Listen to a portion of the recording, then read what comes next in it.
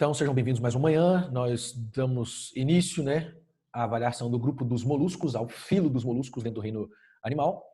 Eu tenho trabalhado com vocês uma estratégia na qual a gente conversa primeiro sobre as características gerais da criatura e aí depois que a gente fala sobre as características gerais das criaturas que fazem parte do filo, a gente analisa essas características do ponto de vista de imagens, Faz análises de imagens. Calef? Aí o seguinte, então a ideia é o seguinte, meus amores. O grupo dos moluscos é o primeiro grupo de criaturas propriamente ditas celomadas. Lembra que celomados, o celoma é uma cavidade que é revestida por mesoderme, aí ela pode ser parcialmente revestida por mesoderma, caso isso aconteça, a criatura é um pseudocelomado e ela pode ser totalmente revestida por mesoderma. Se isso acontecer, a criatura é um celomado. Então, nós só fazemos essa avaliação de acelomado, pseudocelomado ou celomado, também chamado de eucelomado, tá bom? Nas criaturas que são triblásticas, ou seja, essa avaliação inicia dos plateumintos em diante. Plateumintos é o primeiro filo de animais que é triblástico, eles são sem celoma. O próximo filo que vem depois, que é o filo dos nematóides, dos vermes cilíndricos, tem pseudoceloma, porque ele é parcialmente revestido por mesoderma e parcialmente revestido por endoderma, e aí os moluscos são o primeiro grupo de criaturas que propriamente dito são celomados, ou eucelomados, verdadeiramente celomados. Protostômios, isso significa, queridos, que o dobramento que forma o embriãozinho dessas criaturas, você pegar, dobrar por lá de dentro, aí tem uma aberturinha assim no embrião, formando a fase que a gente chama de gastrulação. Essa dobra por lá de dentro do embrião, meus amores, esse orifício dá origem primeiro à boca. Aí isso quer dizer protostômio. A respiração desse grupo é bastante diversa, inclusive com alguns representantes apresentando mais do que um tipo de respiração, Então, por exemplo, na galera dos caramujos, caracóis, por exemplo, eu vou ter respiração cutânea, mas muitos deles eu também tenho respiração pulmonar. Nos aquáticos, eu vou ter respiração branquial e tem criaturas que apresentam, como eu disse para vocês, mais de um tipo. O sistema circulatório deles é aberto, o sangue vai, o fluido, que a gente chama de sangue, vai irrigar lacunas dentro do corpo da criatura, então o sangue não percorre o interior de vasos sanguíneos, no entanto, ele é fechado num grupo de criaturas que nós chamamos de cefalópodes. Vamos lá. Comentar um pouquinho a respeito de quem são essas criaturas, ou quem são os seres que nós chamamos de moluscos. Caracóis, caramujos, lesmas, lula, polvo, sépia e cracas, mexilhões, ostras, são exemplos de criaturas que nós genericamente chamamos de moluscos. Aí, os cefalópodes, ou também chamados de sifonópodes, são os moluscos que têm tentáculos, saem da região da cabeça, tá bom? É o grupo que tem polvo, lula, sépia, a gente vai ver alguns deles. Beleza. Então, nesse grupo de criaturas aqui, o sistema circulatório ele é fechado. Então, você tem vasos sanguíneos e o fluido percorre dentro desses vasos. Da mesma forma que nós temos como pigmento de transporte do sangue a hemoglobina, que dá para o nosso sangue a cor avermelhada, essa galera aqui tem a hemocianina. Aí, para aquela galera que às vezes mexe com edição de foto, softwares de cor, cian é azul, cianobactérias. Tá? E aí, uma característica que é muito marcante nessas criaturas, queridos, na verdade, eu vou começar por 3 características que são extremamente marcantes nessa criatura, é a ideia de que o tecido de revestimento desses seres, cara, se dobra sobre ele mesmo. Nós vamos ver isso em imagens, formando uma estrutura que chama manto, onde na cavidade se desenvolvem as vísceras da criatura. Para além disso, muitos deles também sintetizam uma concha calcária, e aí essa concha é uma característica marcante do grupo. Tem exceções de criaturas que não possuem, dentro do grupo dos cefalópodes, por exemplo, e se a gente leva em consideração a diferenciação entre caramujo e lesma, genericamente nós chamamos as lesmas de criaturas que não têm aquela concha calcária. Essa concha muitas vezes faz parte mesmo da estrutura da criatura, por exemplo, pegar um caramujo e puxar ele de dentro da concha, você vai romper o revestimento e algumas das vísceras desse organismo. Tá? Não é como acontece com o caranguejo ermitão, que é um artrópode do grupo dos crustáceos, aí ele vai e ocupa a concha de um molusco. Tá? Nesse aí, a concha ela é constituinte, ela faz parte do corpo do organismo. Então, uma outra estrutura que é muito marcante nesse grupo é exatamente a presença da rábula. A rábula são pequenos dentículos, e aí esses dentículos são utilizados para poder triturar alimento. Eu tenho um videozinho para poder mostrar a estrutura, a função da rábula funcionando. A excreção desse grupo aqui se dá por metanefrídeos. A gente vai ver fotografia desse metanefrídeo. Ele tem um poro de abertura para dentro da cavidade celomática, né? E ele tem um outro poro de saída na lateral da cavidade do organismo, nas laterais da cavidade do organismo. É bem comum que ele tenha vários. Eu quero te relembrar que, do ponto de vista de análise dos animais, o sistema excretor foi um sistema que foi sofrendo uma diversidade grande de modificações, de alterações. Vale a pena ficar de olho nele, porque o nome da estrutura foi mudando à medida que ela se tornava mais complexa. Então, lá nos plateumintos, eu tenho as células flama, também chamadas de protonefrídeos. Nos nematóides, eu tenho os renetes, que também são chamadas de células H. E aqui nos moluscos e anelídeos, né, que é o nosso próximo filo, eu vou ter essa excreção por metanefrídeos. Então, você tem assim, ó, protonefrídeos, os mais primitivos, metanefrídeos, que são os intermediários, e o néfron propriamente dito, que aparece no grupo dos cordados, tá? Quando nós chegarmos nos artrópodes, daqui a 2 filos, esse grupo também vai apresentar uma diferenciação muito grande em relação às possibilidades de sistema excretor. Amores, é recorrente em perguntas relacionadas à zoologia o assunto ligado às estruturas específicas de cada fila aparecer, tá bom? Vale a pena ficar de olho nelas. Tem um comentário aqui no chat, eu vou abrir ele aqui.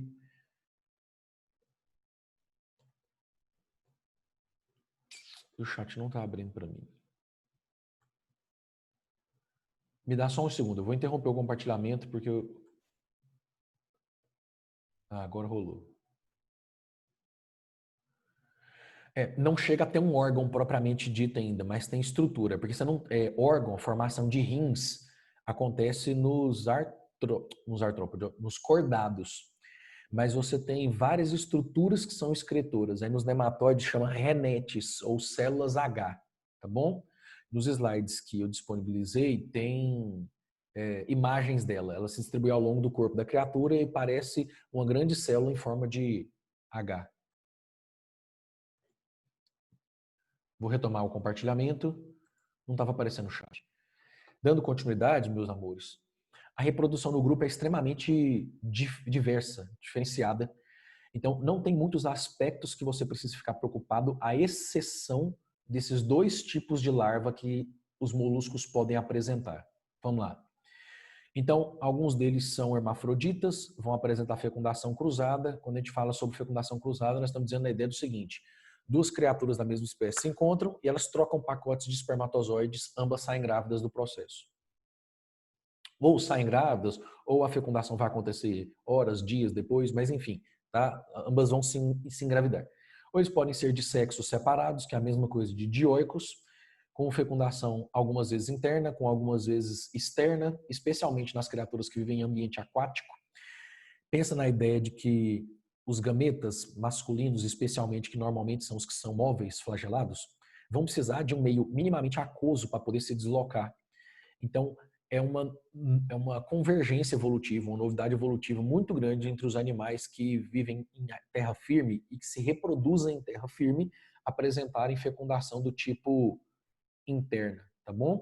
Aí lembrando que tem algumas criaturas que são terrestres, porém voltam para a água para poder se reproduzir, como acontece com anfíbios anuros, né? O caso dos sapos, rãs, pererecas, assim por diante. Então, alguns deles apresentam desenvolvimento direto, então o bichinho nasce já com o formato que ele vai ter quando for adulto, e alguns deles apresentam desenvolvimento indireto. E é aí que entra uma novidade para a gente em relação a tudo que a gente conversou até agora, que vale a pena ficar de olho. Os moluscos, queridos, apresentam 2 estágios larvais. Nós vamos ver isso em imagens. Uma larva ciliada, que é chamada de trocófora, e uma outra larva, um outro estágio larval, que é chamado de larva Veliger, que tem uns cílios na porção relacionada ao que seria tipo os pés da criatura, a estrutura a parte do corpo relacionada ao deslocamento. Essas larvas, Trocófora e Veliger, são novidades evolutivas, e essa aqui em específico, esse termo você só vai ver em moluscos, tá?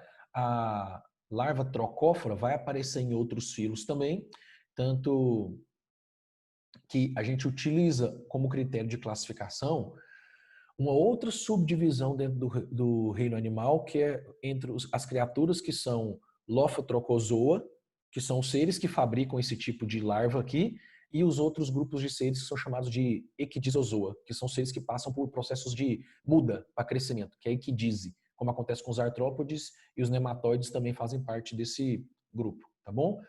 Então, Trocófora e Vereger são nomes que são dados a dois estágios de desenvolvimento larvais presentes em moluscos com desenvolvimento indireto, tá? Esse termo aqui você vai ver em outros filos, nós vamos conversar sobre isso no futuro, vou mostrar imagens dessas larvas, e esse termo aqui você só verá em moluscos. Como eu tenho dito para vocês como estratégia de estudo, né? Moluscos é um grupo extremamente descritivo. Zoologia é uma parte extremamente descritiva. Então, toda vez que na descrição da criatura aparecer uma característica que está surgindo pela primeira vez, ou uma característica que não é presente em todos os grupos, ou uma característica que é uma exclusividade daquele grupo, é importante ficar de olho nessa característica, tá bom? Então, o sistema nervoso dessas criaturas é ganglionar. Então, eu vou ter regiões em que se acumulam neurônios e aí eu vou ter cordões nervosos. Em geral, cordões nervosos que são ventrais, tá? Eu vou adicionar isso antes de enviar para vocês. E nos cefalópodes, eu começo a ter a formação de um cérebro primitivo, tá? A formação de um gânglio cerebroide, que a ideia é o seguinte, a gente chama de gânglios quando as estruturas são anatomicamente distintas. Então, assim, você tem o corpo da criatura aqui assim, e aí você tem um gânglio cerebroide e outro gânglio cerebroide, e aí conjuntos de nervos que partem a partir deles e que se interligam. Okay? Aí o que começa a acontecer nos moluscos é exatamente essa ideia de fusão dos gânglios cerebroides, que nas criaturas mais complexas vai dar origem ao cérebro. Tá? Nota que a gente ainda tem esse traço evolutivo, porque nosso cérebro está dividido em hemisférios, né? A gente tem 2 hemisférios cerebrais. Então, do ponto de vista das principais características dessas criaturas, meus amores, está aqui os principais termos que a gente precisa ter noção sobre isso. Você vai perceber que eu não coloquei aqui sistema digestório, porque não tem nenhuma grande novidade evolutiva em relação aos grupos anteriores. Os moluscos já passam a apresentar algumas glândulas, tipo hepatopâncreas, por exemplo, glândulas que têm funções hepática e função pancreática também, mas você não tem nenhuma grande estrutura que é marcante para esse grupo. Aí eu deixei de fora, tá bom? Para não encher de característica. Eu coloquei nesse slide aquilo que na parte teórica da descrição desses grupos, desse grupo, né, dos moluscos, é relevante e importante. O que faremos nos próximos slides? Vamos rever cada um desses termos aqui, só que por análise de imagens. Aí, caso você esteja fazendo aquela revisão depois mais rápida e você está com os slides disponíveis, né, você quer fazer aquela revisão geral de moluscos rápida, em vez de você ir passando 12, 15 slides, você abre esse aqui e aqui está o geral do grupo, tá bom? Essa é a estratégia que eu estou utilizando, tanto que eu acho que eu já comentei com vocês, eu não uso esses mesmos slides para dar aula de zoologia no segundo ano, porque os meninos estão vendo passo a passo ainda, aí eu desmembro e coloco isso aqui, ó, por último. Então, algumas classificações dessa galera, já, né, exemplificando quem eles são novamente.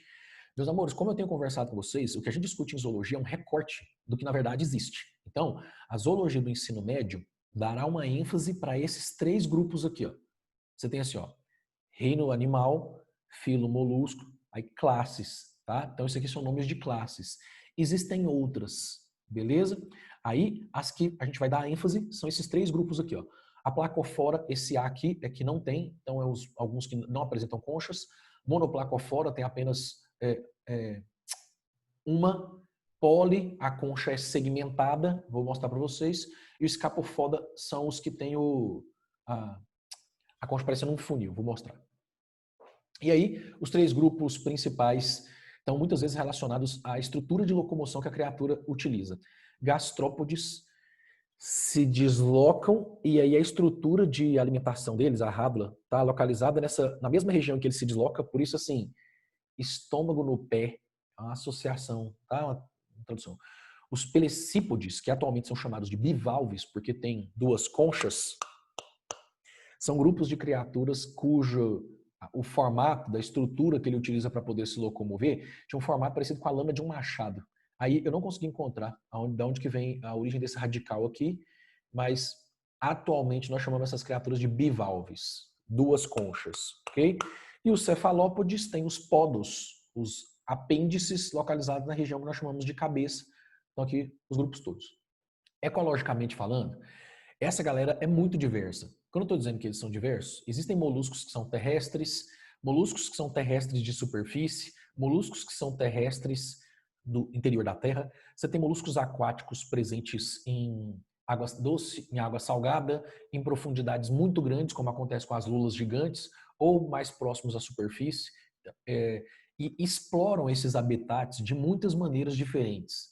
Então, como acontece, por exemplo, com as ostras, mexilhões, cracas, essas criaturas mantêm minimamente a concha aberta e vão fazendo contrações musculares, criando um fluxo de água através deles. Eles vão capturar alimento da mesma forma que os poríferos, tá? Alguns deles são herbívoros, como acontece com os gastrópodes. Muitos gastrópodes são herbívoros, existem gastrópodes que são predadores também. Mas muitos gastrópodes são herbívoros, inclusive pragas de algumas lavouras.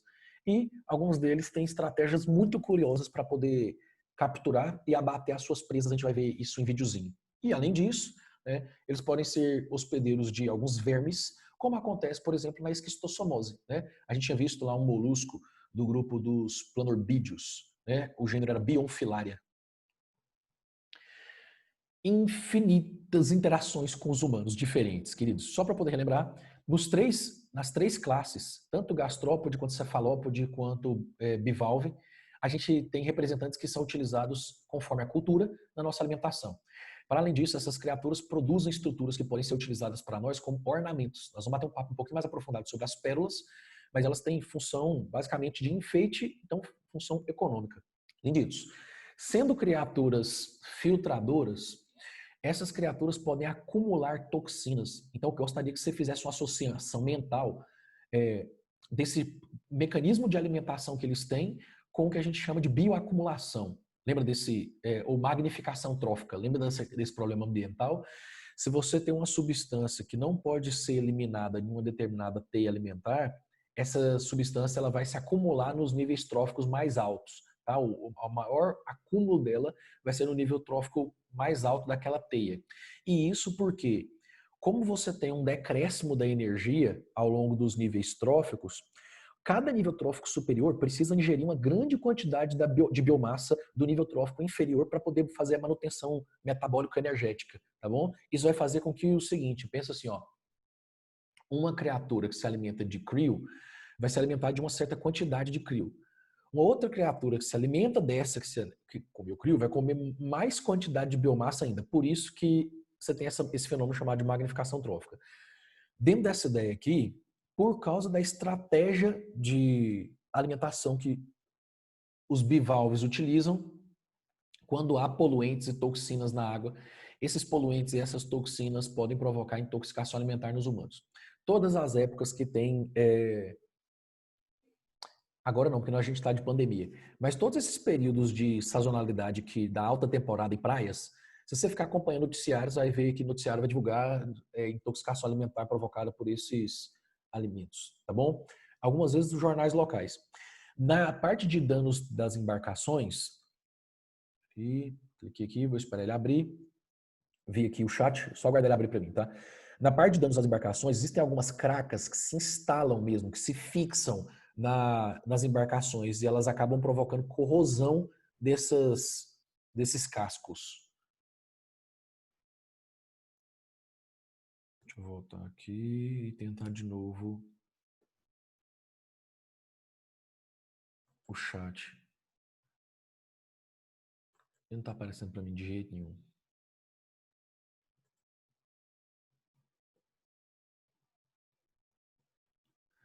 A magnificação de qualquer substância que seja uma toxina. Vamos pensar assim, ó, foi um metal pesado que ele está presente no ambiente aquático.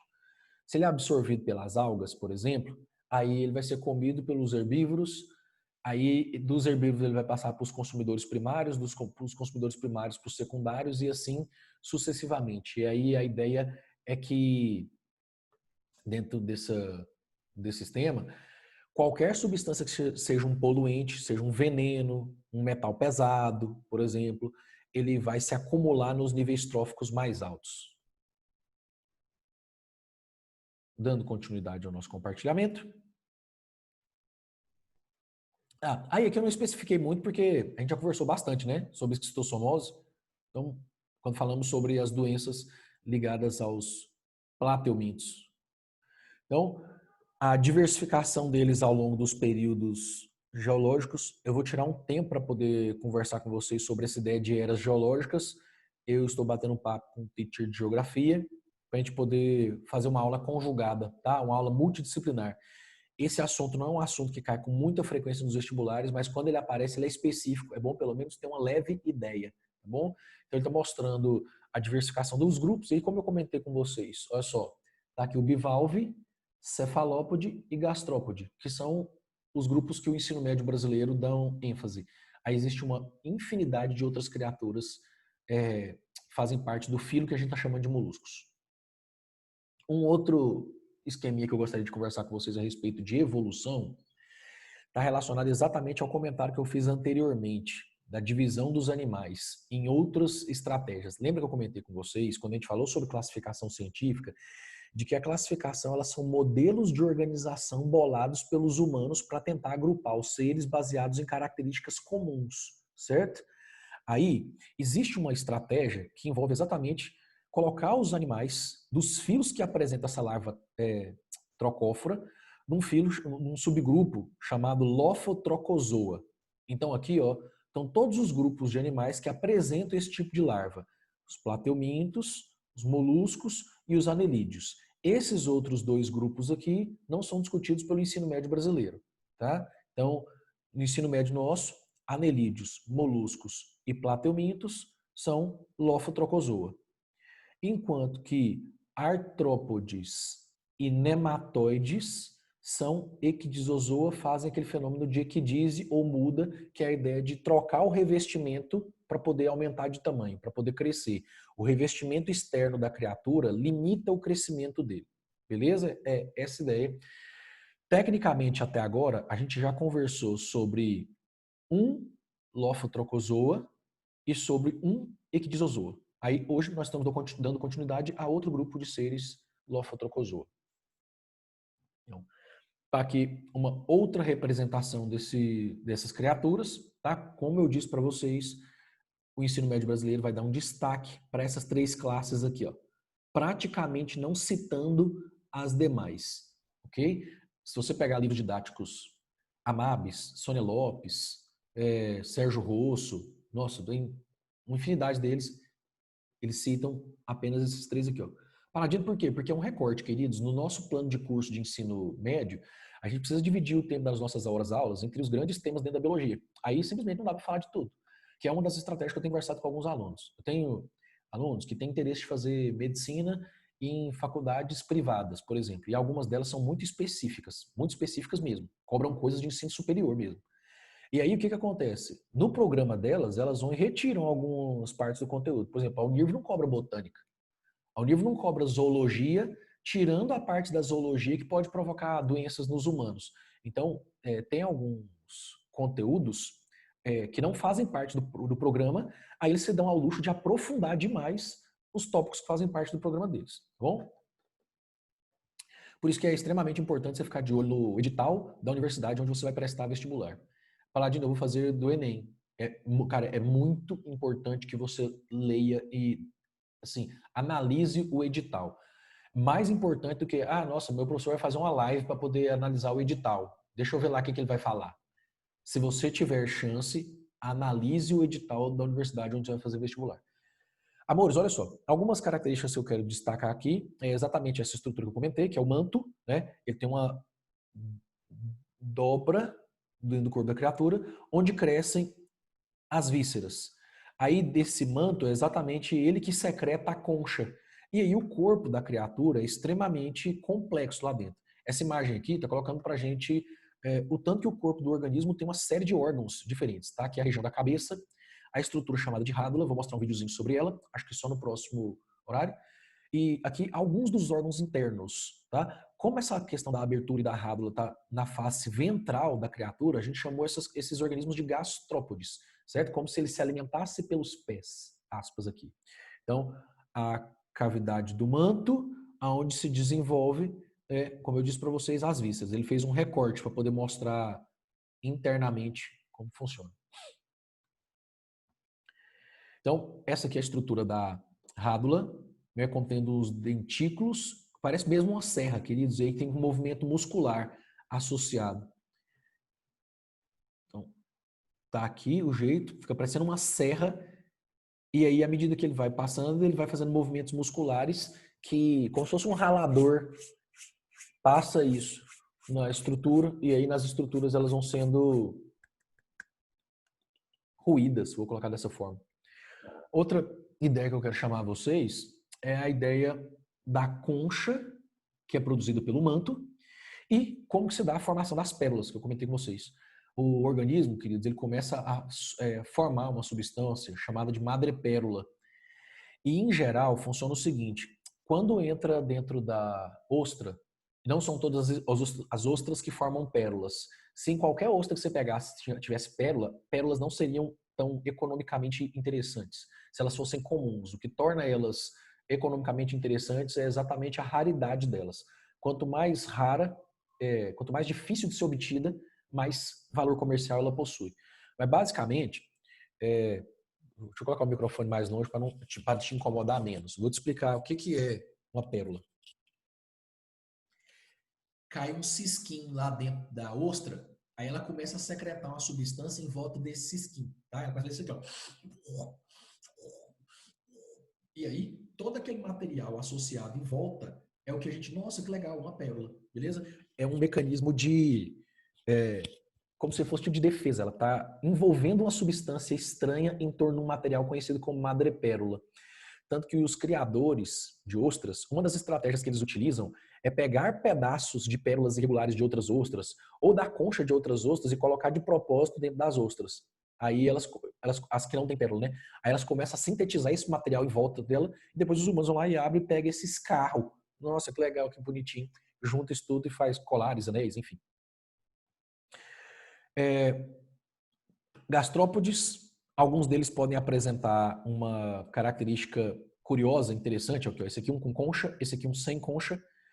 Alguns deles apresentam uma torção no sistema digestório ao longo do desenvolvimento da criatura. Talvez você já tenha visto um caramujo, cara, com um negócio aqui em cima, que fala, nossa, caraca, parece um cocô. Era mesmo, tá? Em alguns deles, há uma torção do sistema digestório e aí ele passa a ser eliminado, as excretas passam a ser eliminadas aqui em cima, tá? No corpo da criatura. Nosso padinho é perto da boca. Mais ou menos, cara, assim, fica na porção anterior do corpo da criatura, em vez de ficar na porção posterior, tá? Tá aqui a representação interna do corpo de um gastrópode, extremamente complexo, não precisa decorar os órgãos internos. Eu estou colocando as imagens para poder ilustrar as discussões que a gente fez. Então, como eu te disse, ó, os órgãos estão associados, estão fisicamente ligados à concha. Se você vai lá e puxa, você vai matar a criatura. Uma outra ideia que é interessante, eu cheguei a comentar, mas vou falar um pouquinho sobre como que o mecanismo acontece. Olha só, um sifão de entrada de água é bombeado muscularmente, um sifão de saída de água. Então, animais filtradores, e aqui mostrando como que a musculatura faz a abertura e o fechamento dessa concha. Se alguma vez você já teve a oportunidade na praia tentar abrir uma concha, provavelmente você lembra do esforço que você teve que fazer. Né? Você já foi num restaurante que servia essas criaturas vivas, esses músculos aqui são bem fortes.